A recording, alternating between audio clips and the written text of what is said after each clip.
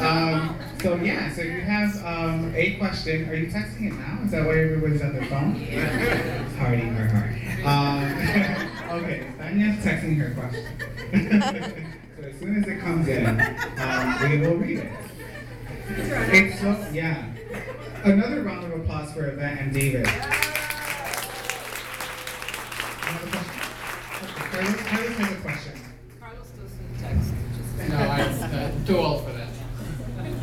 You know, you were mentioning about being out or being in pedestal, because one of the things that I noticed, especially when I go back to Puerto Rico, is that they're so into the closet that anybody who's out is a threat. And it's not so much that you're in a pedestal, it's just a threat to them. I mean... Yeah, that's a good way to put it, being a threat. Yeah, I think the word threat is a good way to describe it. I think that by us being sort of so out and so public and being so associated with amigas, I mean now, yes, but back in the day when, I'd say 5-6 years ago, we were still on the board, and every weekend was something about amigas. And we would walk into a room, and some people would see us, and it's like, oh, it's amigas in the room. And for some women, I think the assumption was like it was going to be about that. It was going to be about organizing. It's going to be about raising money. It's going to be about the cause. And I had to accept that wasn't about me. That was about whatever was going on, and I wanted to honor that. The thing is that years later, we're still here, we're still organizing, and we have seen some of these women, and they still know that we're doing it, but I think threat is the right word, and we don't mean to be, but it just happens, right? They're in some of them are not ready to be got out. Okay, so we have another question. Thank you, Carlos.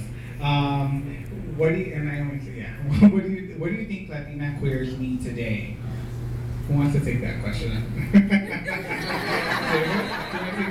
What do you think Latina queers need today? Who wants to take it? Latina. What do they need today? Yeah, well, the girls still gotta eat. I think that they,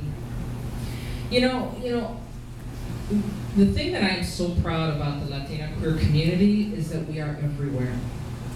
It's not just about being in the Amigas Latinas space in somebody's home, being sort of, in safe space and creating community. We're out there, we're running organizations, we're working for Chicago Public Schools, we're police officers, we're commissioners in the city department, we're down in Arizona getting arrested, we're trying to, go to school. We're everywhere and fighting at the forefront of different causes. It is not just about Latina lesbianism, right? It is about that intersection of Latina and queer, but it manifests itself in so many different ways. That's really cool. Trying to get them all together sometimes to maybe focus on one thing can get a little tricky because, they're out and, they're out running organizations and developing programs and doing all these different things. So, what do they need? It's like make room because, it's just, the community is growing and they're just out there, just kind of being who they are. And I guess so that's for those that are out. For the Latina queers that are maybe not out or not organizing yet, come on out and organize, There's a lot of ways that you can get involved and a lot of things that you can do. Don't sell yourself short. Just come on out. Yeah, come on out. So this is going to be the last question for the both of you. What have you learned from young queer people new to community making / organizing? What have you learned from young queer people who are organizing now, I would say? David? Oh, I think that there's just such great energy, kind of the energy of the possible, where, it's easy to get jaded, for a lot of us who hit obstacles. But the encourage, I think, just thinking about, the Dreamers have been really just a huge example, not just in the queer community, but in the Latino community, about the possibility to say this is wrong. We need to challenge it. We, contribute to, this country, our communities, and we deserve, a fair shake. So I think that, that kind of boldness to be, to say, this must change, and to make it fun, because I think organizing can also, sometimes we get also really stuck on the challenge, but don't, accentuate the opportunity that something can change and how powerful that is, so keeping it fun and lively and exciting.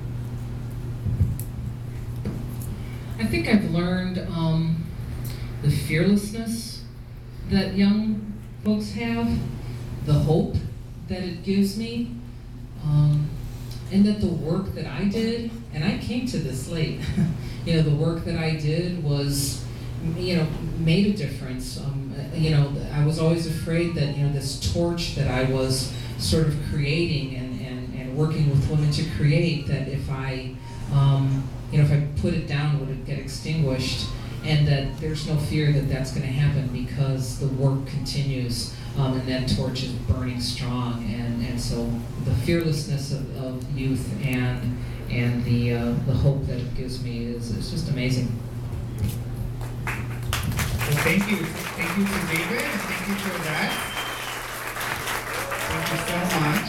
We're going to take a 5-minute break so that we can move